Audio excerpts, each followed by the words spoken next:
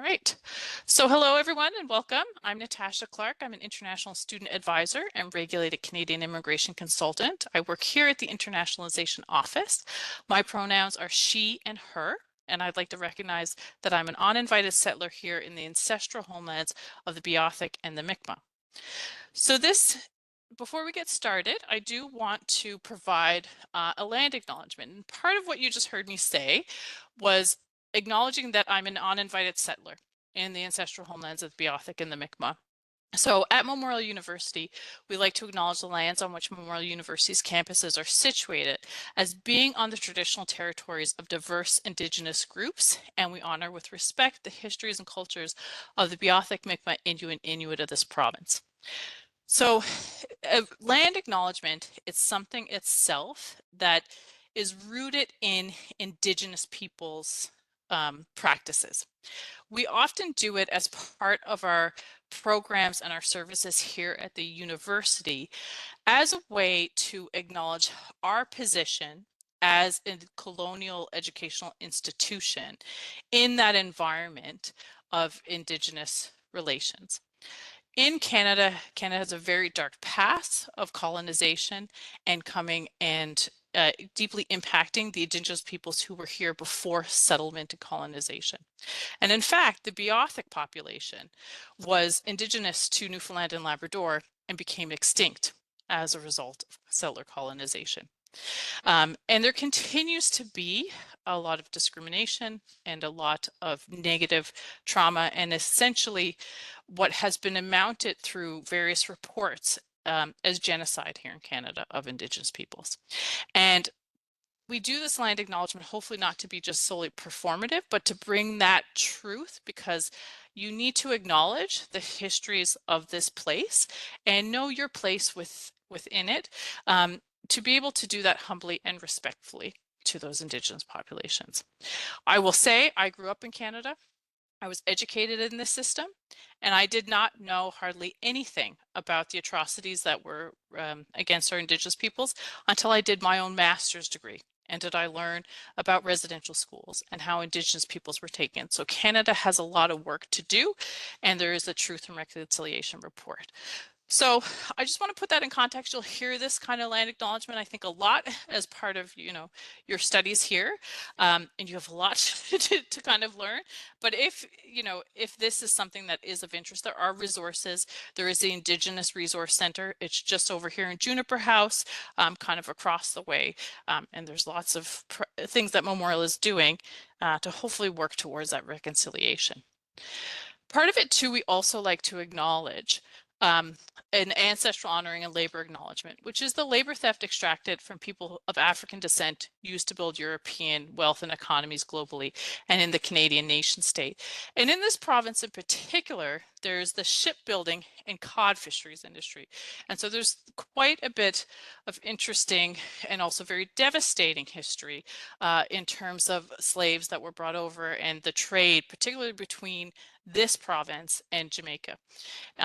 So it is important to note that Canada doesn't just have a dark history with its Indigenous people. There's a lot of history throughout immigration policy and things around this, the head tax on Chinese who came and built the Canadian Railway and that sort of thing. Okay, so it's part of our responsibility to be able to learn about that and hopefully learn from that and recognize it.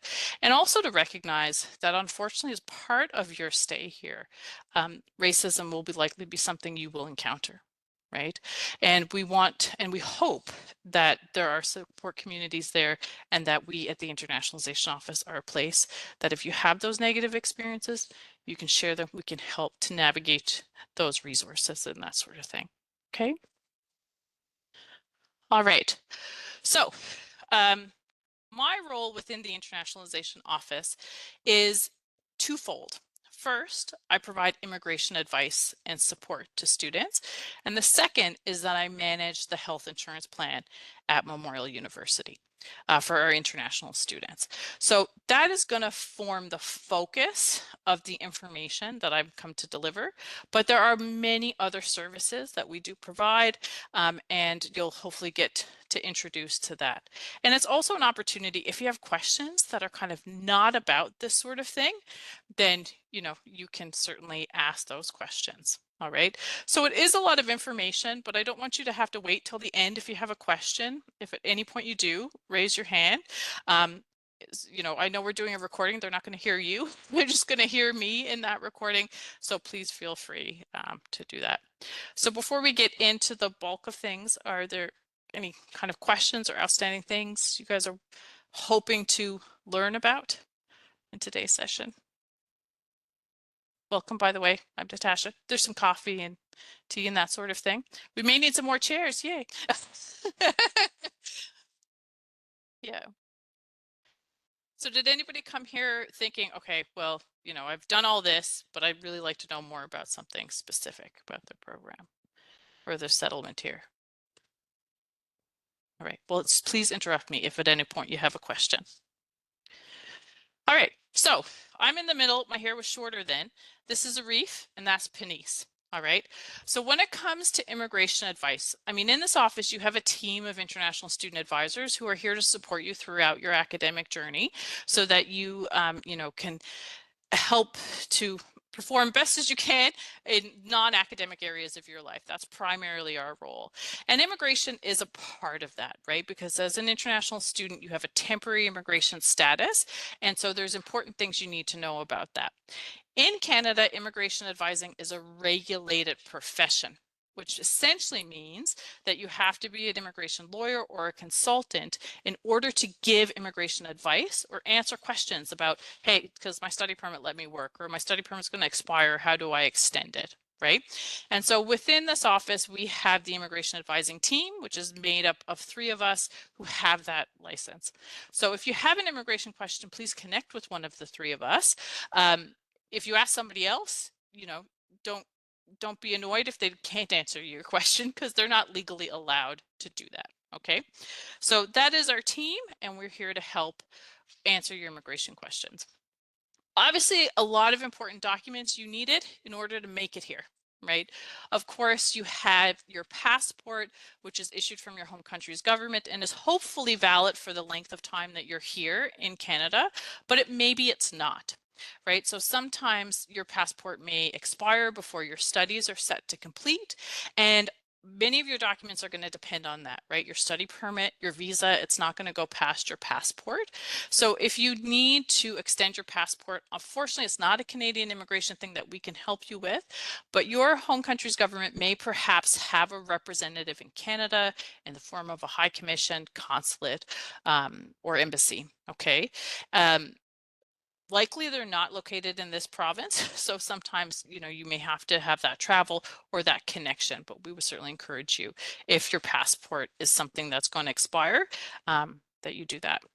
So in addition to your passport, if you're from what would be called a visa requiring country, meaning you need this temporary resident visa just to seek entry to Canada. So there are individuals from certain countries who don't need that visa to enter, but can come on what's called an electronic travel authorization, which is electronically linked to their passport. But if this looks familiar, it would mean that you're from a visa requiring country and that you have this visa. So this visa, of course, would have been something you received as part of your study permit application, right? Because you needed that visa in order to seek entry to Canada, to then present your letter to get your study permit at the port of entry.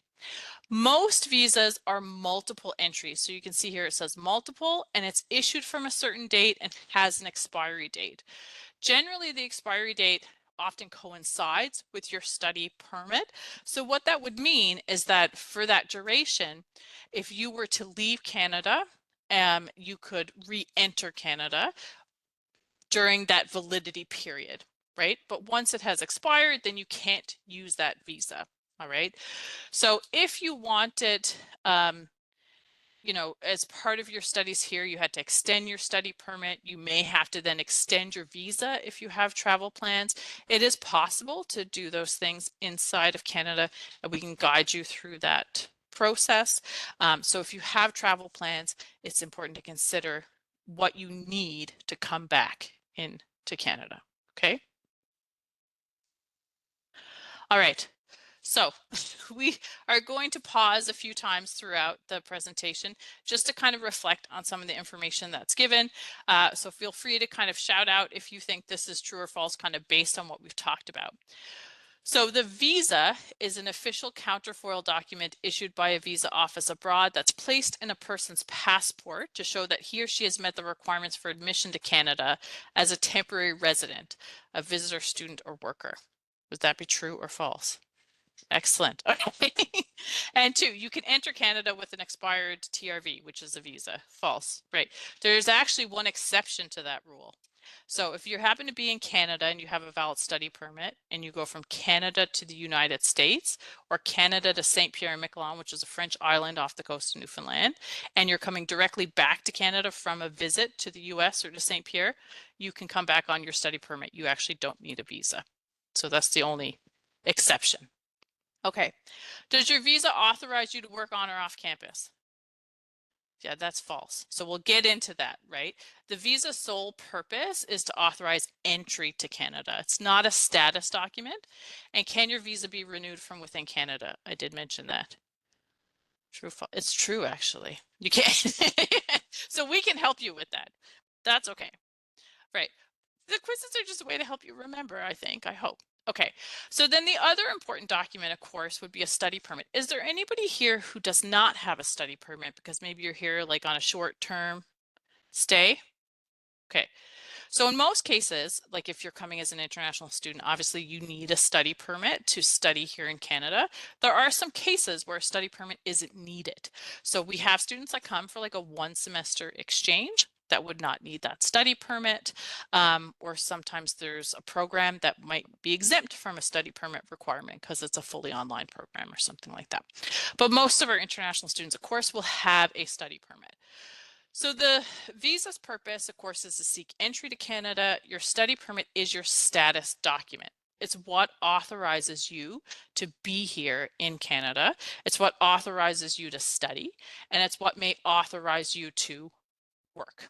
Okay, so if you haven't already, when you got your study permit at the port of entry, it's really important to read the entire document. You want to check to make sure that your name, your date of birth, all of that is correct. Okay, and you want to pay particularly attention to kind of the conditions section and the remarks section here on your study permit.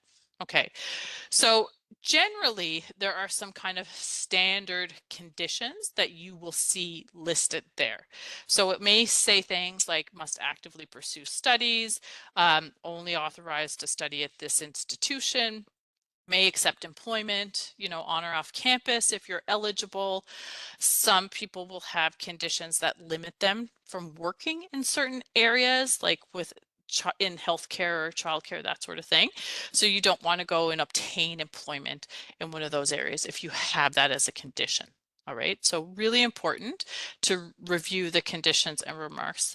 And if there's something you don't understand, that's what we're here to help interpret those regulations for you.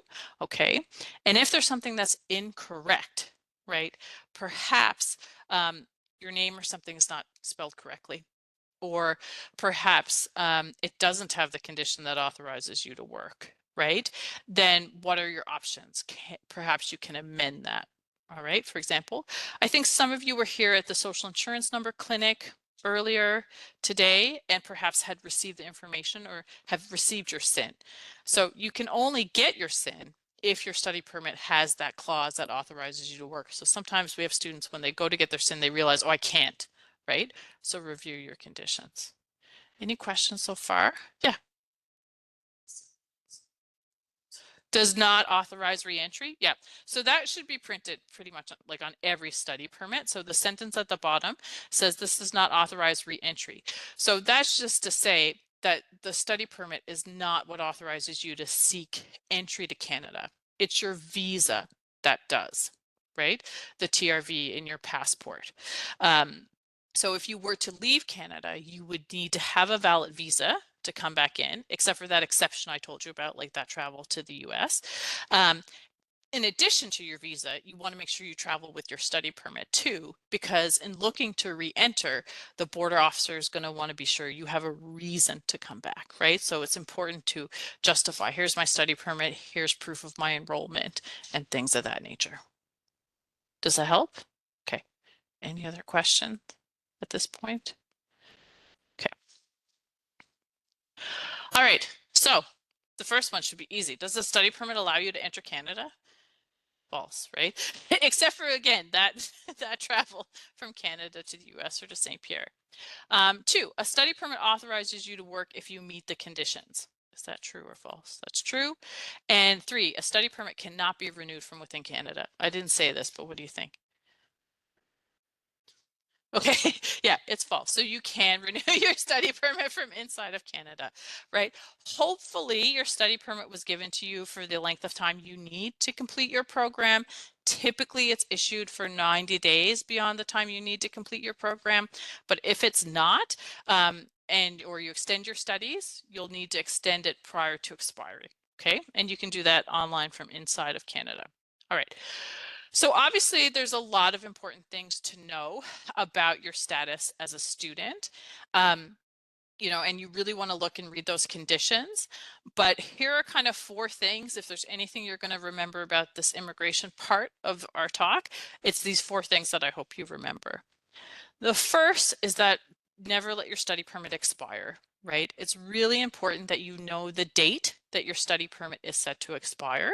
And perhaps it's something you do at the start of every semester where you kind of look at your documents and you're like, okay, this is expiring, this semester, this is something I'm going to have to do, right? Unless you happen to just have all that memorized. So you really don't want to let your study permit expire. The expiry date is written on your study permit. If you're going to remain in Canada beyond that date, you want to apply to extend it prior to expiry. If you do that, then while it's in process, you have what's called maintained status. Okay, so you're legally okay to stay. If it happens that your study permit expires, the day after expiry, you then are somebody without status in Canada. You can't actually study or work. But you have a period to be able to stay in Canada and restore your status, but you're kind of stuck waiting. So you don't want that to happen. But this is some of the terminology that you may hear us, talk about. Maintain status is because you've applied to extend your stay before it expires. Out of status is when you haven't and it has expired. You then don't have status to be in Canada, but you have this period to restore your status. Okay. Now, despite there being an expiry date on your study permit, there are scenarios whereby your study permit could actually become invalid before that expiry date. Okay, so the Immigration Act and regulations state that a study permit will become invalid the earlier of the date on the document, 90 days from completion of your studies, or once you cease to be enrolled for reasons other than completing your studies. Okay, so there are exceptions to that, but generally that's the case. So it's just to say that if you finish your program of study quicker than the date on your document, it's not that you have all that time to stay in Canada on a student status. It will become invalid after a period of time. And the other is if you have to stop your studies, you don't in fact complete your studies, you're not an enrolled student, it can mean your study permit has become invalid. So you could then become out of status. It can impact so many things. All right. So if something comes up and you can't continue in your studies, please connect with us so we can advise what that means. Any questions so far? Yeah. Yeah. If you have maintained status, yeah, you can study if you've extended a study permit.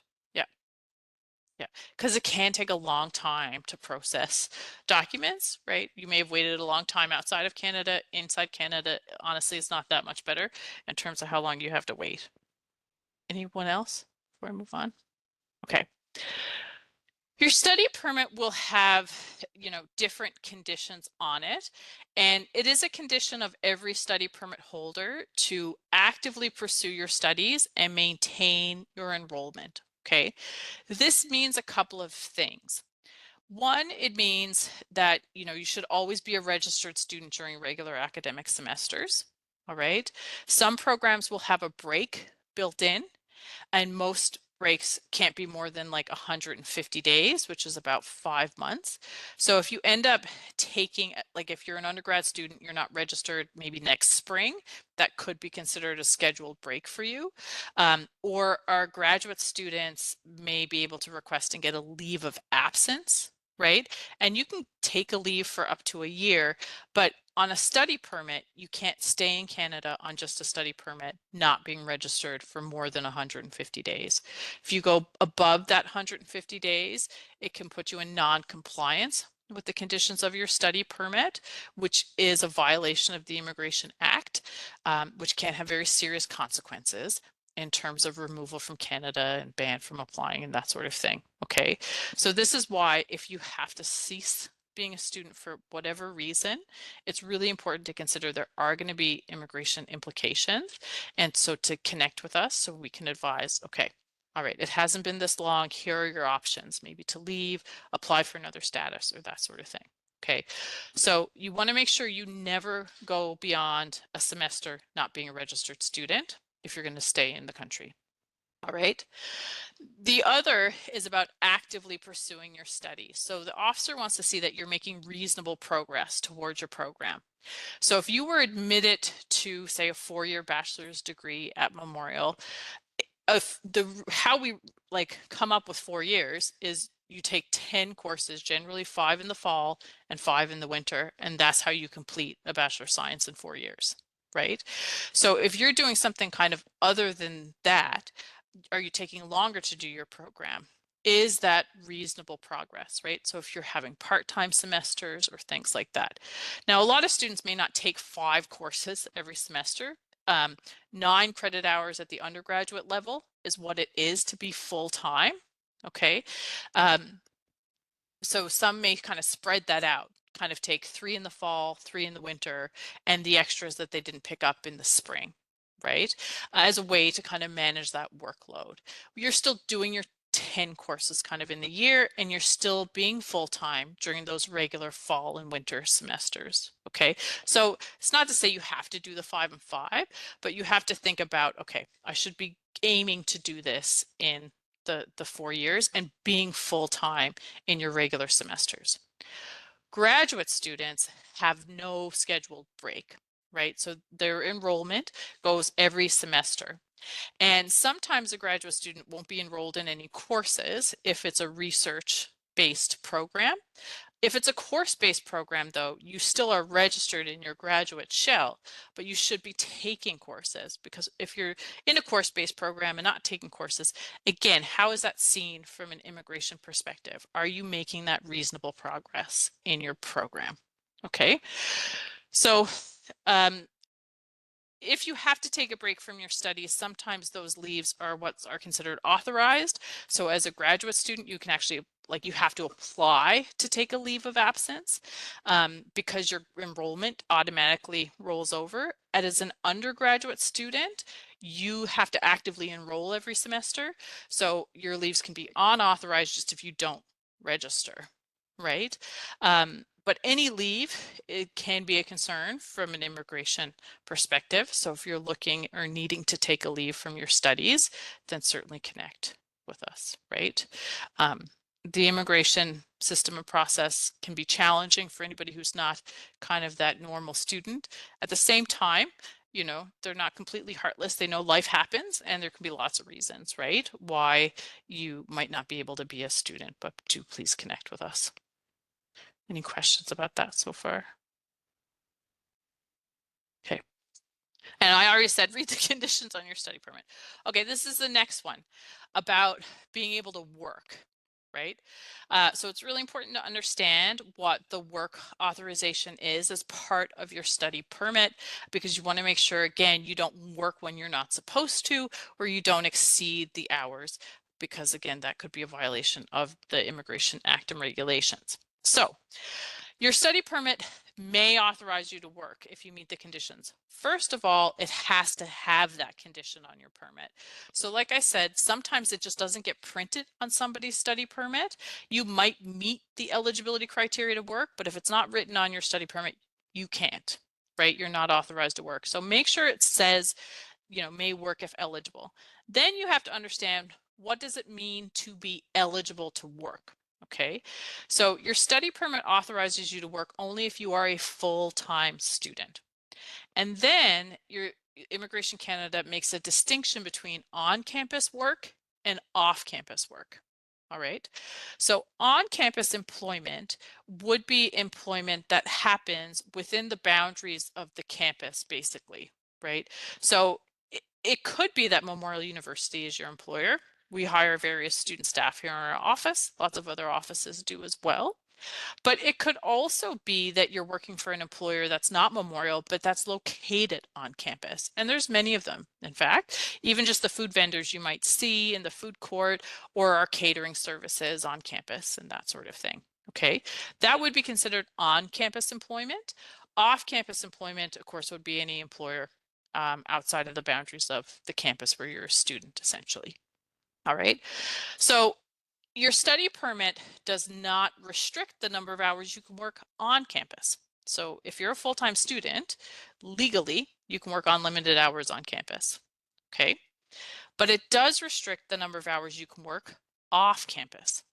And off campus, you're limited to 24 hours a week, but you may be eligible to work unlimited hours during a scheduled break in your program, as long as you're full-time before the break and after the break. Okay. Now, a scheduled break is a break that's scheduled as part of your program. It's decided on by the institution. It's not, again, one of those breaks you would take, like that authorized or unauthorized leave. Okay. Our graduate students have 0 breaks in their program, so they are always limited to 24 hours a week off campus. All right, according to their study permit. Undergraduate students will have various breaks in their program. So the time in between semesters is a break. And for many undergraduate programs, but not all, the spring semester is a break. Now, if you're starting your studies this spring is not a break for you, because to be a break, you have to take a break from something, right? So you would have had to have been a full-time student in the semester before and then after the break. Okay. Yeah. Yeah. Yeah. Yeah. So you can't choose your break, right? So if you're like, say, a bachelor's of arts or bachelor of science student in that scenario, you're starting in the spring semester, you would have to be full time this semester. Not every spring, but your first spring, right? And you would have to be full time in the fall, and you would have to be full time in the winter. But yes, the following spring would be a scheduled break. And as long as you were returning to full-time studies in the next fall, then you could work unlimited hours during that spring, right? Yeah. Yeah, of course, it is important. Yeah, because starting your studies in a spring semester, right? It does happen, obviously, but not a lot. As you can see, we have, a small group, but yeah, it's something to be extra careful of in that case. Yeah. Any other questions about that so far? Okay. Um, For graduate students, even though you can work unlimited hours on campus from immigration regulations, there are institutional rules about that. Okay. Um, so a graduate student cannot work any more than 24 hours a week total, on or off campus combined, according to Memorial University's calendar regulations. Okay. And that's a regulation that applies not just to international students, it applies to all graduate students or Canadian students too. The idea is that if you have been admitted to undertake a graduate program on a full-time basis, then you should be devoting your full-time attention to that program. So for example, as a staff here at Memorial, if I wanted to go and do like my master's degree, I couldn't do it on a full-time basis because I work full-time. right? So I'd have to choose kind of the part-time option. So even though you wouldn't be breaking any immigration rules by going over 24 hours a week on campus, it would be a violation of the university policy as a graduate student. So it could impact your status, right, as a student. And then if you're not a full-time student anymore, you can't work anymore because your study permit only authorizes you to work if you're a full-time student. And even at the undergraduate level, if Memorial University is your employer, Memorial has a student employment policy, and you're limited to 19 hours a week if Memorial is your employer under our student employment policy, right? So we're recognizing, the importance of that balance, right? And not to work too much, right? And it is important that even though you can legally combine on-campus and off-campus work, and you can work lots of hours, your status is here on a study permit. So, you have to think about the impacts of maybe that work, if it's having that impact on your academics. What happens if you fail your courses, if you get suspended? It just has a terrible effect in terms of your study permit and that sort of thing. So we certainly appreciate that a lot of students are wanting to work, that it's really a vital part of being able to support and sustain yourself, but we have to strike that balance. So I just wanted to mention that. Any questions so far?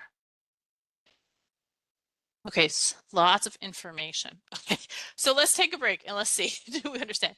One, undergraduate students can work full-time during their scheduled break. Is this true or false? Yeah, true for the most part, but you got to be full-time before and after the break. Okay. Two, graduate students do not have any scheduled break, and as a result, cannot work more than 24 hours off campus during their program of study. True, that's right. Part-time students are eligible to work. False. There's one exception to that. If you're an undergraduate student and you're part-time in your last semester of study because you only need part-time credit hours to graduate, then you can continue to work 24 hours. And if you're part-time in a break, is that what you're going to ask? Yeah. So again, for a lot of undergraduate students, this spring we won't talk about, but next spring, it's an optional semester scheduled break. So you might choose to take courses. Even if you take courses in a scheduled break, as long as you were full-time before and after, you can actually work full-time that spring. Yep, you can take 0 courses, 1, 2, 3. It wouldn't matter. You could still work. Yes. In theory, if it's a scheduled break for your program, you could be a full-time student and work full-time. But again, be careful about that. 4, students who are on a leave, authorized or unauthorized, are not eligible to work on and off campus. That one's true because you're not a full-time student, right? Yeah, because a leave, whether it's authorized or unauthorized, is different than a scheduled break as part of your program. Okay, so anybody on a gap or leave from their studies can't work.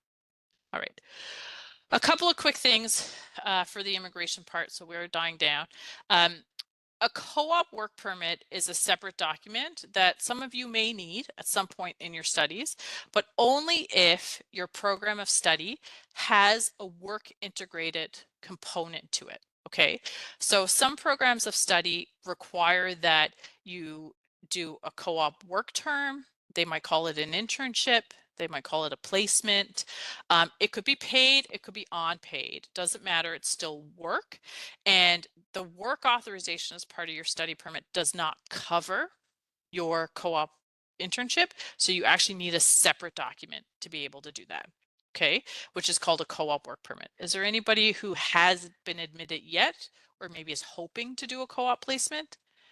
Like if you're trying to get in the Bachelor of Engineering or something, or the Commerce Cooperative, even our nursing students or education students, they all have placements. Yeah. Okay. Yeah.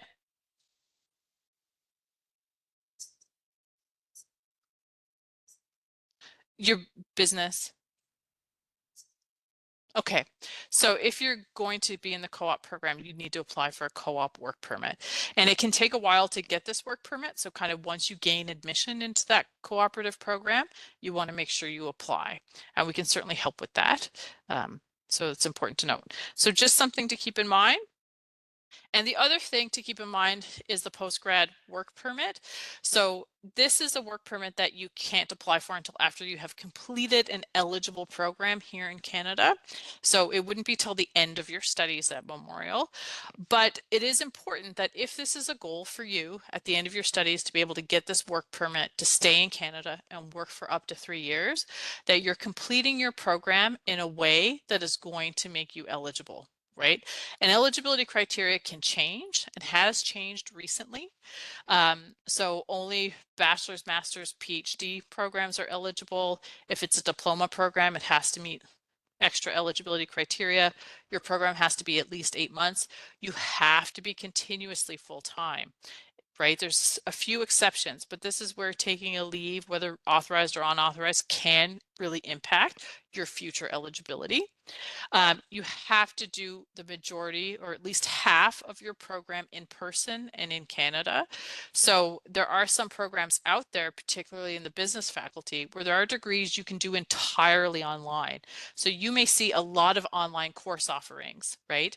It's okay to take some of those, but in the end, you don't want to put yourself in a position, if this is important to you, that you're not eligible for that. Okay, so it might seem like farther in the future, but I think it's helpful to have this kind of basic knowledge of the immigration system in Canada, at least to alert you to the fact was, what was it that time? Okay, I think I need to talk to somebody about it, right? I don't expect you to remember everything we've said, but there are some obviously like important parts. You also will have to do a language test at some point, but for this work permit. Any questions about that one? Yeah. For all postgrad work permit applicants. Yeah. And that's currently a requirement. Yeah. Yeah.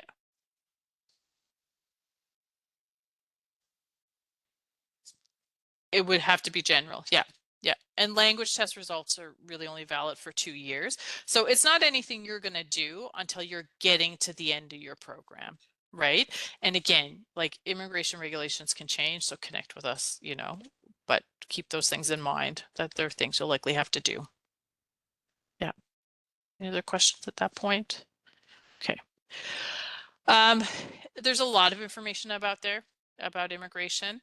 As I mentioned before, it is a regulated profession. So if you're asking questions from somebody about these things, it the regulation of the profession is really meant to protect you as a user of that information, to hopefully ensure that you're getting accurate information and there's not abuse or fraudulent activities that are happening. So anybody who's a lawyer can provide advice. If they're not a lawyer, you have to be a regulated consultant, and there's only one organization that regulates. It's the College of Citizenship and Immigration Consultants, CICC. So you can go there and you can look up somebody to see if they're a consultant. You can look up to see if they've had any complaints against them, if they've lost their license or anything like that. Okay, so you can look me up there too, right? If you want to say, all right, let's see, does Natasha know what she's talking about? You'll see my license number there. So if you want to seek advice outside of our office and our team, the internationalization office, whoever you're getting that from, make sure they're licensed, okay, and in good standing. And if you're looking for information online, really only canada.ca or the IRCC website, right? There's tons of websites out there that almost look like they're Canadian sites, government sites, but they're not, okay? So please make sure you get the right information. And throughout your program, we're here to answer your questions. There's lots of different ways you can connect with us. Appointments, we have virtual drop-in hours every day. We have a Brightspace course shell that you will be added to. So if you go to online.mun.ca, you'll see a course there called Immigration Support for International Students. There's information. There's a live session every Wednesday. You can email us, right? And one of the members of our team will get back to you in 1 to 2 business days. Okay. All right. Any questions about that so far? Okay, do we want to get up and stress? Did you have a question? Yeah. Mhm,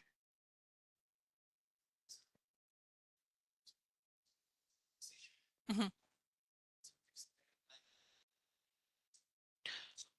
So you're talking about doing a PhD after your master's? Yeah. So you would need a study permit So you'd be extending your study permit. Right. So it's all the one application in Canada. So you're really just extending your stay as a student, and what will result from that is a new study permit, right? With a new expiry date. Um, if your PhD is at a different institution, you would actually have to wait to get your study permit before you could start at that other institution. Yeah, if it was at Memorial, then you could just like extend it and start your PhD while you're waiting. Yeah. Yeah. Yeah, go ahead. So you're talking about the visa that's like stuck into your passport, right? Yeah. So the purpose of that visa is just to seek entry to Canada. So if you're in Canada, that visa can be expired, right? What you need to make sure stays valid is your status document, which would be your study permit. Okay. Now, you can apply for a new visa from inside Canada if you want, because perhaps you have travel plans and you want to leave and you need to come back to Canada. I notice a lot of students sometimes like to apply for it just to have it, because in case something happens, if there's an emergency back home, you need to get home quickly, applying for visas might not be something you want to think about. So that can be applied for after it has expired, and you can do it in Canada. Yeah. Mhm. Any other questions at this point? Okay. I told Michaela I was going to go over 3 o'clock. It's all good. But I think maybe, do you want to just, before we get into this, does anybody want to get up and stretch their legs and get a drink or water or anything? Yeah.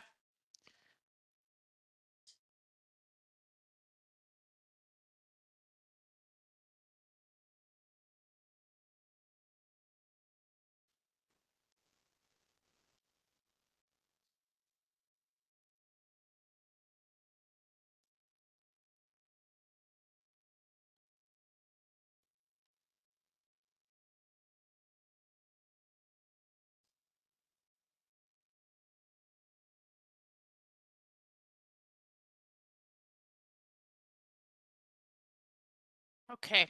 I'm just starting up the recording again. Um, but don't worry if you still need to get up and get some things, that's completely all right. All right. I want to talk a bit now about health insurance.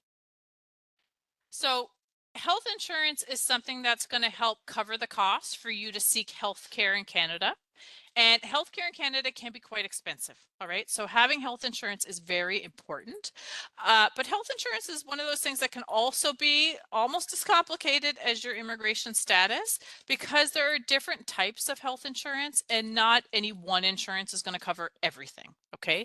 So it's important, I think, to have an understanding essentially of what those insurances are. So we're going to talk about 3 different types of health insurance. We refer to foreign health insurance, which is provided by a company called GuardMe, medical care plan called MCP, and we'll talk about a health and dental plan that's offered through your student union, which is with a company called Green Shield. Okay. So first, to begin with the foreign health insurance. So the foreign health insurance is what we call the health insurance plan that's available to international students at Memorial. So when you look at your self-service and all your fees and charges, you'll see the line item there where it'll say foreign health insurance for that fee. And we manage that foreign health insurance here within the Internationalization office. It's mandatory, which means that all registered international students have to have it. And so it automatically gets triggered as a charge to your student account upon your registration every semester. Okay, so you'll see that fee there. The provider of that foreign health insurance is an insurance company called GuardMe. The provider can change. Now, we've been with GuardMe for a really long time, but that is the current provider. And as mentioned, it's every semester you're registered. So if there's a semester that you are not a registered student, you will not be charged or enrolled in the health insurance. Okay. That's important to know, particularly if you're going to stay in Canada. Like if it's a spring semester for an undergrad student and you're taking a break, but you're here, you may not have coverage automatically, right? So there's cases you might need to opt into insurance. There's cases maybe you want to opt out of insurance, and we'll talk about that. Okay. The current rate for the foreign health insurance is $261.59 Canadian per semester. And that's going to give you coverage for 4 months. So right now we are in the spring semester. So your coverage period is May 1st until August 31st. Okay. Then in the fall semester, when you're registered, that insurance charge appears on your account again, and the coverage date is September 1 to December 31st. So if you're registered, there's not a gap in your coverage, right? But if you're not registered, it's not charged. Okay. As mentioned, no insurance is going to cover everything all the time. So what type of coverage is this, right? With GuardMe, you get what I call comprehensive emergency medical insurance. Okay, the comprehensive part of that means that it covers various stages of your health care. All right, so if you're not feeling well, you may make an appointment to see a physician. There's a cost associated with that visit. That physician may provide you a prescription that you take to your pharmacy to fill to get that medication. There's that cost. It could be a scenario where you have to make a trip to an emergency room. Maybe you have diagnostic testing performed when you're at the emergency room or blood work, right? Maybe you are referred and have to have a procedure or be admitted as an inpatient, right? So there's these different stages of healthcare from different types of providers. So it is designed to kind of cover all of those stages, but it's the emergency part. It will only cover those things in the event of an emergent situation in most cases, okay? So it doesn't have to be like you hear emergency, you certainly think of, you know, you have a broken bone or you're having chest pains or something like that. Emergent really refers to kind of new conditions that require the immediate relief of pain or suffering. Okay, so it doesn't necessarily mean that it's something that's going to take you to the emergency room. It could be something whereby, you know, you've had like these flu symptoms for a while, they're not getting better. Is it a bacterial infection? Do you need antibiotics, right? So that is something that needs that relief of pain or suffering. So we'll cover that. It's really just not meant necessarily for kind of preventative and oftentimes kind of ongoing health conditions, okay? So there are exclusions in the benefit often for what's called a pre-existing or chronic health condition. So if you came to Canada and you have a condition, perhaps you have asthma and you need to see a doctor regularly or take medication kind of on a regular basis, right? That would be a pre-existing condition. If that pain or suffering you're feeling then kind of turns into a diagnosis of something that becomes chronic or ongoing, right? That needs that treatment. There can be some exclusions to the policy. That being said, we have kind of added this benefit to what is the normal policy called a non-emergent rider. So it essentially means that it can overcome the pre-existing or chronic condition exclusion if the treatment you need is medically necessary, right? So I leave it certainly up to the insurance provider to determine what that medically necessary means, but you can kind of interpret that it would have to be medication that you need, you know, to continue on with your, you know, to treat a condition that requires that treatment, like life-saving medication or things like of that nature, right? So there certainly are going to be some medications and primarily more preventative things or things that don't necessarily need to have that medication every month, right, to treat. Okay, so it's important to know that. That being said, there are certainly benefits still within the policy that are non-emergent in nature, right? So you can actually see an optometrist, so an eye doctor for an eye test. It will cover up to $120 every 24 months, but it's not going to cover the cost of glasses or contacts, okay? It also will cover a annual physical exam, right? So you may not have a reason to see the doctor, but there is coverage for that. Okay, and there are some diabetic supplies that are covered in there as well. Okay. The insurance also is really designed for people who are temporary residents of Canada, right? It is a coverage for international students. That's the market that our provider GuardMe works in. So it has these benefits. There's one called a repatriation or burial benefit, and there's another one called a family transportation. So if you were to die in Canada, the cost to repatriate your remains back home is covered by this policy up to a large percentage. Or if you were hospitalized in Canada for a period of 7 days or more, generally there's a benefit for your family. If they wanted to fly, it would cover part of their travel and that sort of thing. Okay, so may not be things you are thinking of at this point, but I will tell you it's very important, right? So it's a good to understand what the insurance covers. And you will, if you haven't already, received an email from GuardMe that kind of tells you you're going to be enrolled in this plan, right? And what will happen is once our deadline to opt out of the plan, which we'll talk about, and once the deadline to drop courses for this semester has passed, which is May 19th, you'll get another email from GuardMe if you stay enrolled in the plan, which will have your healthcare access card, and it will have a copy of the policy, right? It's very, policy wording driven, but certainly I would encourage you to read it, right? I think it's a good idea to know what you're covered for. It's mainly a medical plan too. It's not a dental plan. Okay, so it will cover emergency dental. So if you have like an extreme dental pain, there is some coverage, but it's not for like dental checkups or hygiene and that sort of thing. So it's important to know that as well. If you're a graduate student, you will see on your student charges a graduate student dental plan, and that actually comes through your student union.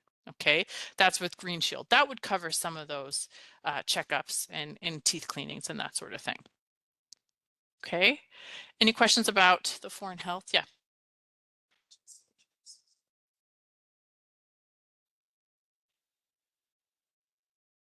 Yeah, so it depends, right? You will get that healthcare access card through your email, like I said, towards the end of May, early June, if you stay enrolled in the plan. You can then kind of self-print that healthcare access card. It's attached to a claim form. So when you're seeking medical services, you can present that, and the office or clinic to where you're going could, if they were willing, bill GuardMe directly for that. Okay, if you don't have it or they're not willing to do that, because there are some clinics that are private and they run themselves a certain way, then if you were to pay that fee, then you could make that claim through the provider directly, because you'll create a GuardMe account and your email from them will have that information as well. Okay, there are some things, especially, you want to get that prior approval from GuardMe for, and the policy kind of explains that. So generally, if you end up being hospitalized or needing like a big procedure or those expensive things, you would want to inform them first. Yeah. Any other questions about this one? Yeah. Yeah. Everything, really. Yeah. But the rider, again, if it's medically necessary, right, can provide that coverage. Yeah. Okay, because generally the plan is limited to a 60-day supply of medication, and that's part of that. But they can go over the 60 days if it's medically necessary as part of that addition to our plan. Okay. All right, so I'll move on then to talk about MCP. So MCP stands for Medical Care Plan. So the GuardMe insurance is a private insurance, right? It's a private company. You pay for that. MCP is a public insurance because it's a public good or service that comes through the government of Newfoundland and Labrador. So in Canada, every province will have an equivalent to Newfoundland and Labrador's MCP. And this would be provincial health insurance from the government. There's no cost for this insurance. And what it covers, though, is medical appointments and hospital services. So in general, that's a summary. Um, So basically, MCP is kind of your baseline coverage in that it will cover you to see a medical doctor. It covers like a visit to an emergency room. It covers most diagnostic testing, which happens in a hospital, and many operations, right, that would happen. Um, but there's a lot of things it does not cover, which is why many people, even if they have MCP, will have that private insurance. Okay, so it's not a one or the other scenario. You have the foreign health, that's mandatory, but in addition, you may be eligible and get MCP. Your foreign health will cover a lot of things that MCP covers because it does cover those doctor's visits. The difference primarily being is that MCP is going to cover you to see a doctor no matter what the reason, right? It's going to cover those hospital services kind of no matter, you know, in most cases, the reason. So it is incredibly good insurance to have, but it's not automatic. You have to be eligible for it and you have to apply for it. So even though you have insurance through Memorial, if you're eligible for MCP, we strongly encourage and advise you to apply for it and to keep that coverage up. Okay, there was an MCP clinic here today. I'm sorry if you missed it, but there are still ways to apply for your MCP. Okay, not every international student that comes is going to be eligible for MCP. Most will. You have to be a full-time student. You have to have a valid study permit that's valid for at least the next year, and you have to be a resident of this province. Okay, and a resident of this province really means that over the next year, you intend to reside here for the majority of the year, right? So it's not like you're here for a few months and then you're going to do some research and go to another province, right? It is designed that you're intending to reside for the majority of a year in this province. To apply, there's the application form, and then you have to show evidence of your eligibility. So you have to give an enrollment letter that confirms that you're a full-time student. You have to provide a copy of your study permit and a copy of your passport. Okay. The application can be mailed. Can it be emailed now, Harveen? Apparently the website says it can't. Okay, great. So you can email it to MCP registration, and there's information on our website about that. So if you are eligible, you should certainly apply for MCP. MCP is a lot easier to use. Like when you go to the doctor's office, like you just hand it to them and they bill the government directly, right? Because it's so common, as residents of the province have this coverage, right? Any questions about MCP so far? Okay. All right. So as I mentioned, MCP is great insurance to have, but most individuals in Canada, even though we have that public health insurance, will also have private health insurance to offset those expenses that are not covered through MCP. Okay. And your GuardMe insurance is a private insurance, but your student union also offers a private insurance plan. So your student union is a group of students that you pay union fees to. So you see those charges in your student account, and they're here designed to represent your interests as a student at Memorial University. So they do a lot of advocacy work and different events and programs and things like that. So you are a member of that union and you get certain benefits from that, and they manage a health and dental plan. There are 5 student unions at Memorial, so which one you are a member of depends on your campus or your level of study.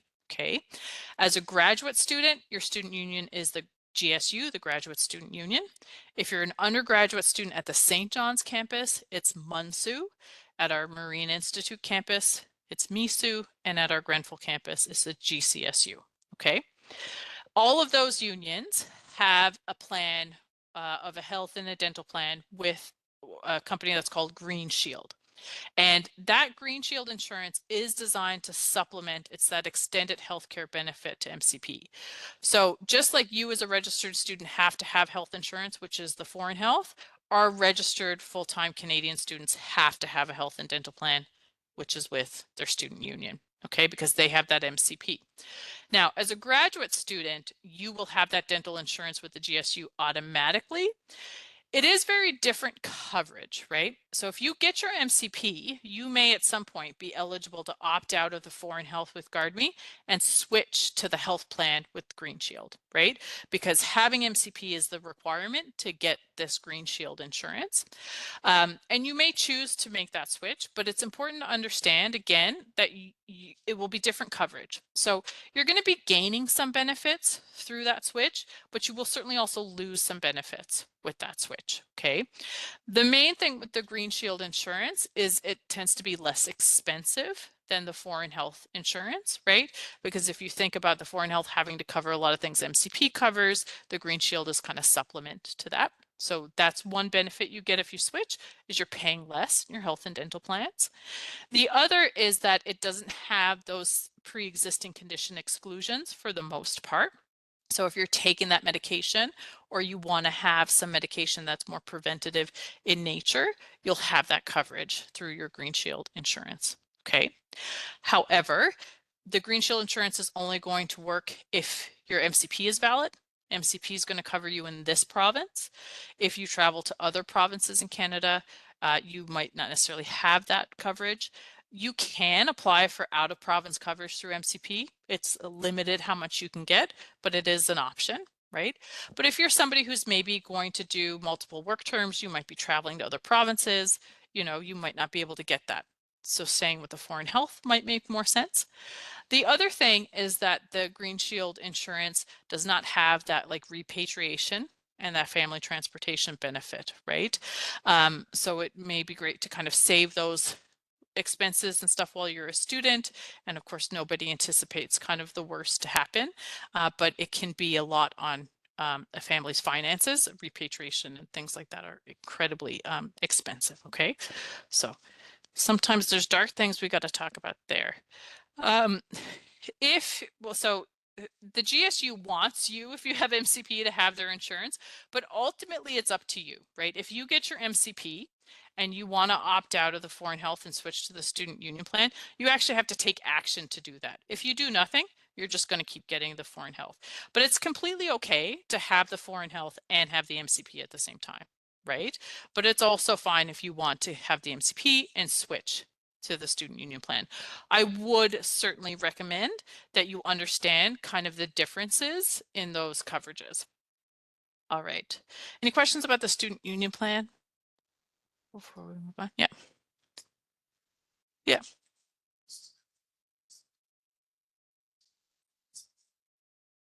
Yeah. That's right.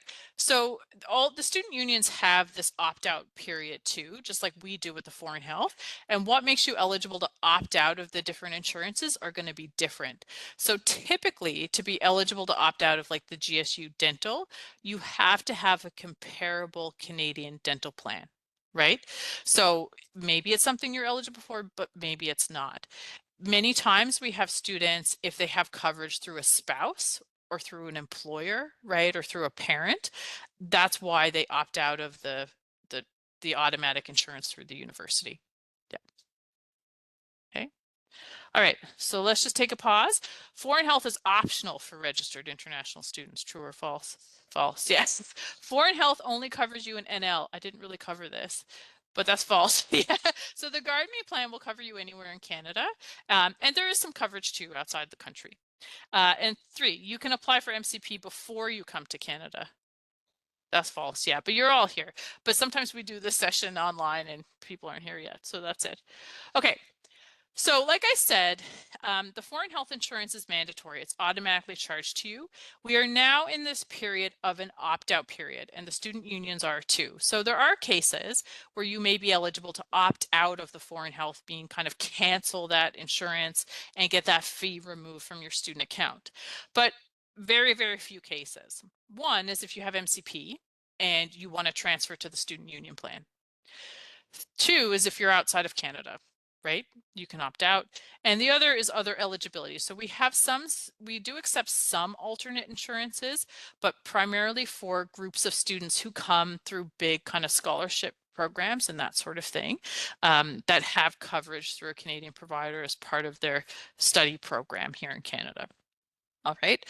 So in order to opt out based on having MCP, you have to be a full-time student and you have to have a valid MCP. And that MCP for the opt-outs for this spring, your MCP has to be valid on or before May 1st because our GuardMe coverage starts May 1st. And it has to be valid past our opt-out deadline. So anybody whose MCP is expiring, you got to extend it like before you can opt out. And it has to be subject to renewal. So when you go to apply for your MCP, one thing I didn't mention is typically you just get 1 year at a time and you have to renew your MCP every year, even if you have like a 4-year study permit, okay, for example. So you got to make sure that you're keeping your MCP up to date. A lot of our students in their first semester are not going to be eligible to opt out of the foreign health, right? Because one, you might have arrived in Canada after May 1st and that MCP is not going to have a validity date like before May 1st. And two, it can take some time to get your MCP, to apply for them to process that application and send it to you, whereby you wouldn't meet that May 19th deadline. Okay, but it is an option for you next semester. And every semester we have an opt-out period. All right. So it's not that you have to make a decision to stick with one. You know, you can do that. But hopefully you get the experience with the GuardMe insurance, you know, and it can possibly also help to inform you. But do still get your MCP. Yeah.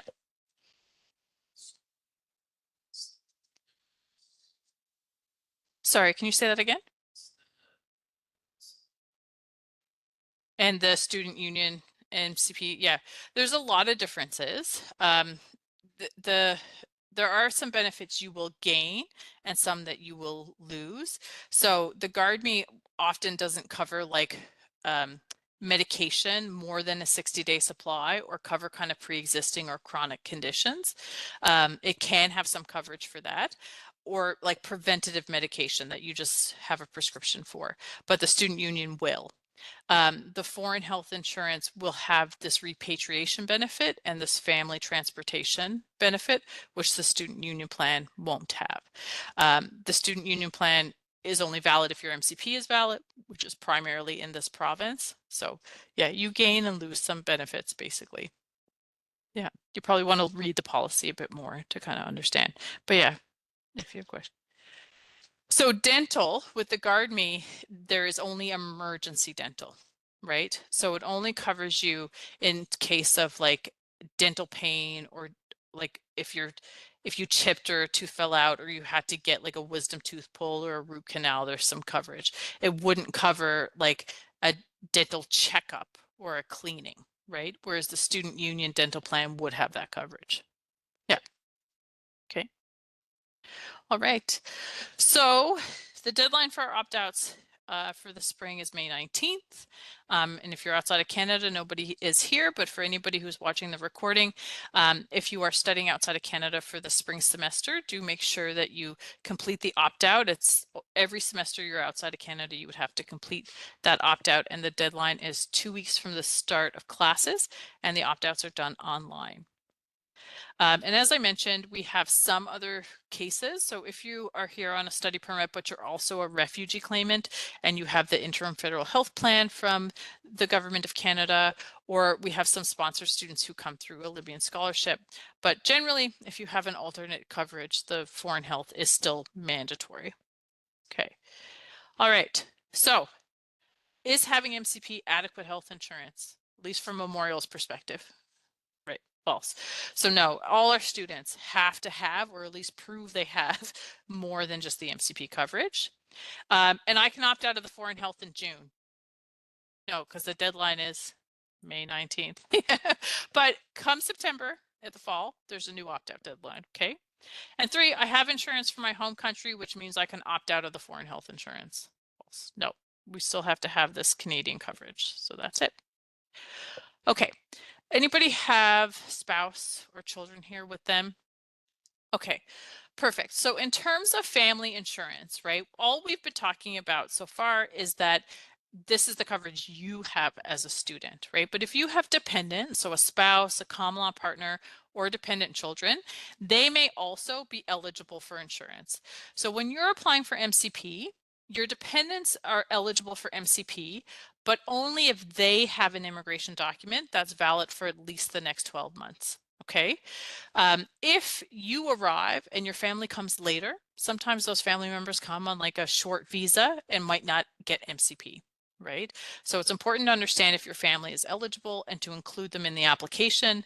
You would have to show proof of the relationship. So the marriage certificate, birth certificate, their passport, and their work permit or visitor record or whatever they have. That's valid for 12 months. Okay. If you and your dependents get MCP and you transfer from the foreign health to the student union plan, then the student union plans do have opt-ins for dependents. So you can contact your student union to get supplemental insurance MCP for your dependent. Okay. Of course, you don't have to do that, right? We have to make sure as a student that you're covered, but we don't make it a requirement that your dependents have insurance, although I certainly would recommend that a dependent have more than the MCP coverage. Okay.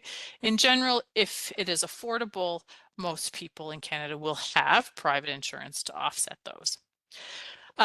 If you stay in the GuardMe insurance, you are going to get, like I said, that healthcare access card email from GuardMe towards the end of May, early June.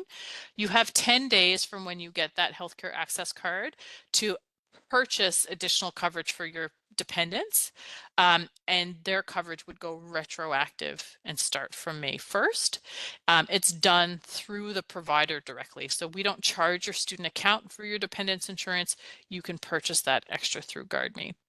And sometimes it happens that you get MCP, but your family members or your dependents don't. And of course, I wouldn't recommend anybody be in Canada without health insurance. I did say it can be very expensive. I'll give you an example. If you made a trip to an emergency room, you're looking at a minimum cost of $250. If you were admitted to an overnight stay in the hospital, I've seen bills for $3,000 a night, right? So it's very expensive. So I wouldn't recommend anybody be here without the coverage. So sometimes it happens that you get MCP, but your family members come later and they're not eligible for whatever reason. You can purchase the coverage through GuardMe. Now you don't have to. There are providers like GuardMe out there that you can buy insurance from, but if you're ever wondering about that, let us know. Any questions about this one? Okay. All right, so now we'll talk a little bit about some GuardMe services. So as somebody asked a question, you can make an online account through GuardMe, right? So you'll get your healthcare access card. There'll be information there. You can review your policy. You can make a card. There's also a service called Mobile Doctor, Keep Me Safe, and an ambassadors program. So this is just kind of a screenshot of the GuardMe account login where you can print your healthcare access card, you can submit claims, see your claim status, review your policy, and that sort of thing. Okay, so when you get that email, you may want to do that. GuardMe also has a program called Mobile Doctor. So you have to stay enrolled in the GuardMe plan to be able to access this Mobile Doctor. And essentially, this would be a virtual appointment with a medical doctor who, in many cases, depending on the situation, can provide a diagnosis, possibly, or write a prescription and send it to a pharmacy of your choosing where you can then go and get your prescription. It is a wonderful opportunity to have an extra access point to get healthcare, to see a physician, because healthcare in Canada certainly is in a crisis and it is very challenging to obtain primary medical care. We'll talk about that in another slide, but as an insured person in GuardMe, you will have the Mobile Doctor. Keep Me Safe, now called the Student Support Program, is a program that is in partnership through GuardMe, but is actually available to all students of Memorial. And if you opt out of the GuardMe, you can still have access to the Student Support Program. Okay, the Student Support Program is a mental health and wellness program. So it's not a physician, right? But it is a counselor. And there's various programs that are available there. There are, again, physician facilities on campus. There are counseling facilities on campus. The Mobile Doctor, the Student Support Program are really all in addition to them. What makes these things great is that they're 24/7. right? And with this student support program, you can also be matched with a counselor, sometimes in different languages, and if not, in culturally appropriate counseling, right? So it's important to know what services are available to you as a student. There's also ambassadors, and so we have Esmeralda, if you want to say anything about who is volunteering with GuardMe, and can say a few things if you want. Oh, are you sorry?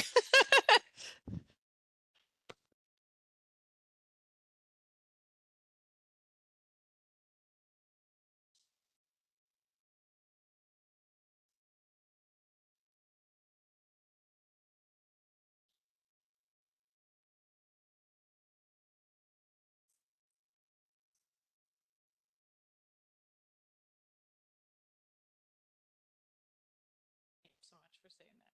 So after this, of course, we will have an opportunity to kind of hang out if you guys are here and questions, right? You'll probably see our GuardMe ambassadors on campus at different events and programs and that sort of thing, right? And you can also at some point get involved and be an ambassador, maybe yourself someday. Yeah, it's a great organization. So even though they are an insurance company, I will say we've worked with them at the Memorial since 2003, and it was started, and many of the people that work at GuardMe actually worked in universities before and worked in the field of international education. So it's quite an interesting organization from that perspective. All right. So now we're going to move on. Like, so you know about insurance, at least hopefully have a base knowledge of what it is you have, what you may be eligible for, and how important insurance is to cover medical services. But what happens if you need to seek that medical care? Okay. So in Canada, we have what we would call kind of your primary care physician, which is also referred to as a family doctor or a general practitioner.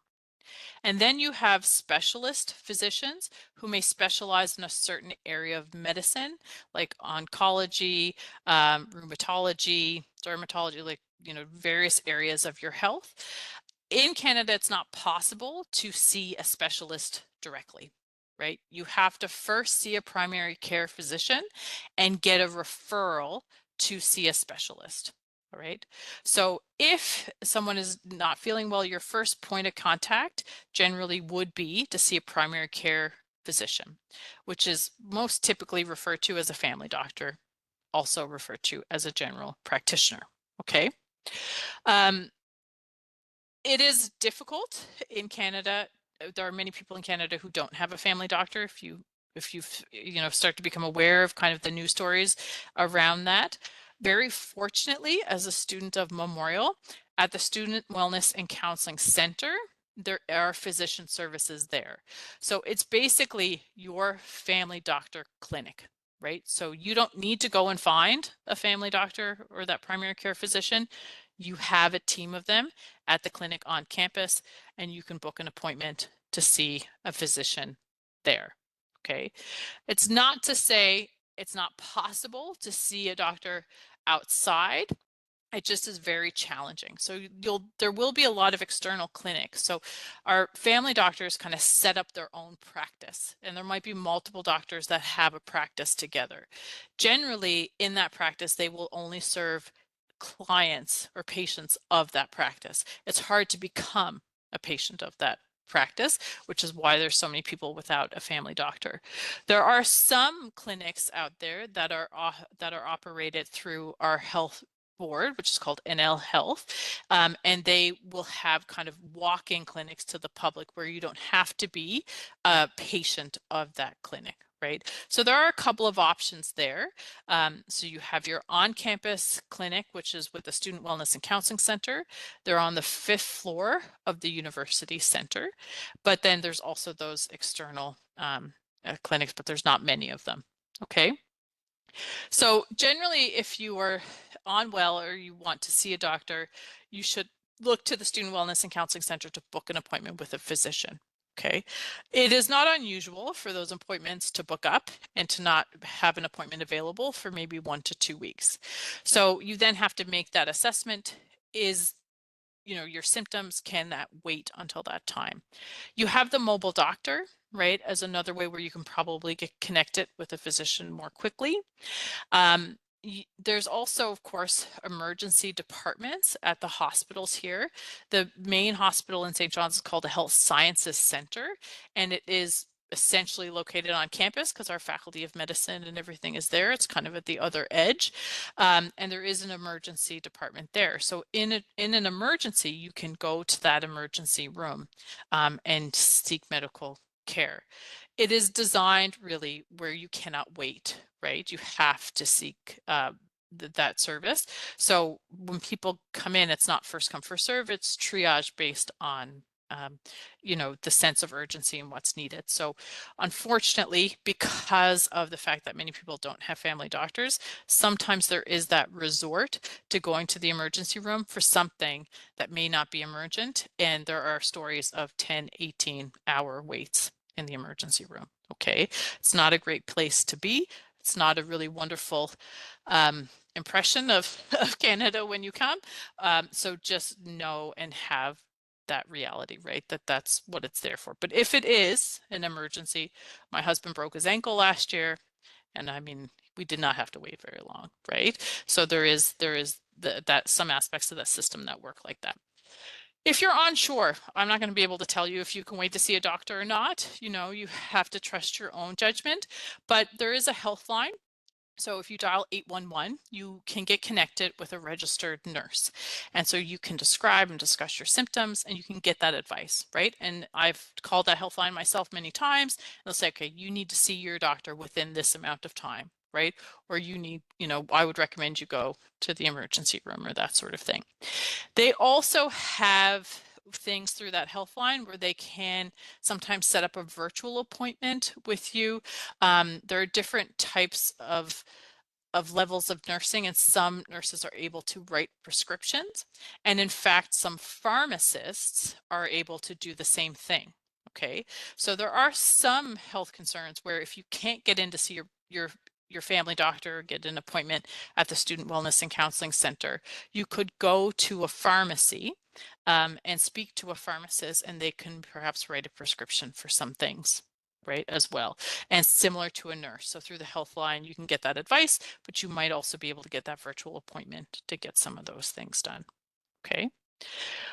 We're talking about medical physicians in this part, but there also, of course, are paramedical and other medical services. So there are benefits in your insurance. Well, we talked about dental, right? So for that, you would see a dentist.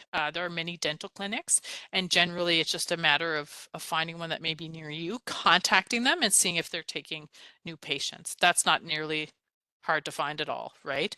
Generally, you can get to see a dentist if you have that coverage or want to pay out of pocket quite easily.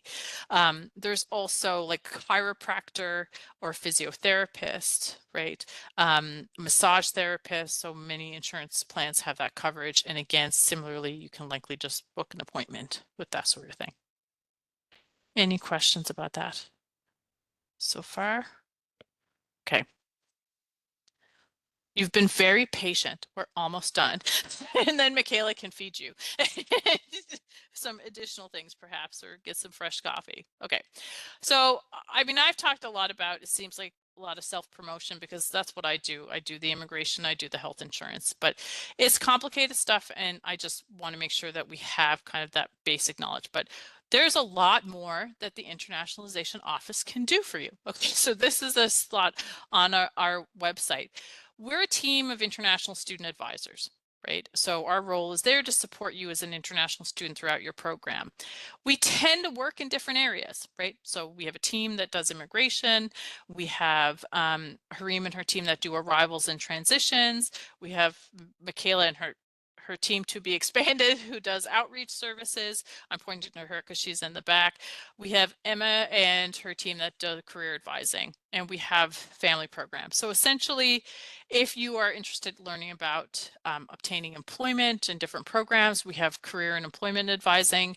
If you have your family here with you, we can help get your family connected to various supports. There's all kinds of information there. The health insurance, immigration. When it comes time, you'll want to file a tax return in Canada. So we'll provide that support as well. And our mental wellness and outreach services, we have various, as I said, we use this space kind of as a social programming a lot, right? So we have regular groups that happen here. On Wednesdays, we have a discussion group, and on Fridays, we have our coffee club. And so they run throughout the semester. They're very informal groups, and they're designed for you to be able to come, unwind, relax, meet some other students, you play different games, have a topic of conversation. So there's a great way to help kind of get you integrated and reach out. And then you hopefully get to know some of the staff here as well. Right.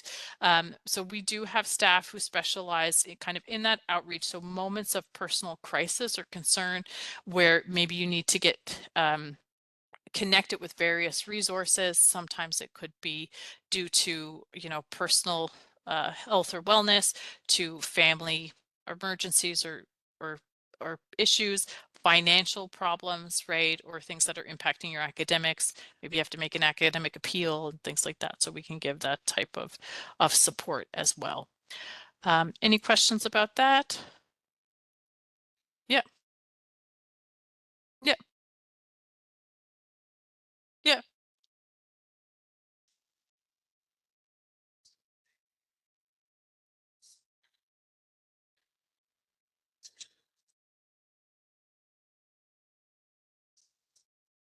yeah,